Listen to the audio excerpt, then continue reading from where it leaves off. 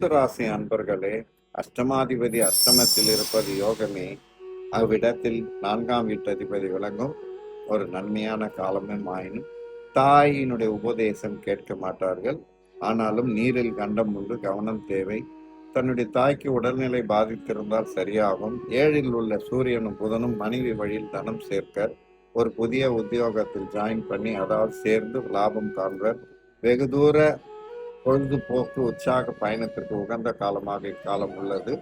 இன்றைய காலத்தில் 9இல் விலகும் அஷ்டமாதிபதி அதாவது கடனுக்குரியவர் தன்னுடைய ராசிக்கு 9இல் இருப்பதால் முன்னமே கடன் பெற்றிருப்பின் அதன் மூலம் பிரச்சனை வரும். வழக்காடுதல் வேண்டாம், அது பேசி தீர்த்து கொள்ளவும். அவ்விடத்தில் 11ஆம் வீட்டுக்குரியவர் கேதுவுடன் சேரும் போது மூத்தோருக்கு தன்னுடைய ராசிக்கு பிரச்சனை வரும். மூத்த பிள்ளைகளால் அல்லது மூத்த அண்ணன் சகோதரிகளால் பூர்வீக சொத்தில் பிணக்குகள் வரலாம். ஆகவுடன் கவனமுடன் செயல்பட்டு அதனை தீர்த்து கொள்ள வேண்டும். அர்த்தாஷ்டம சனி விளங்குவதால் சிறிது கவனமுடன் செயல்பட்டு தன் நிலைப்பாடு உயர்த்தி கொள்ள வேண்டும்.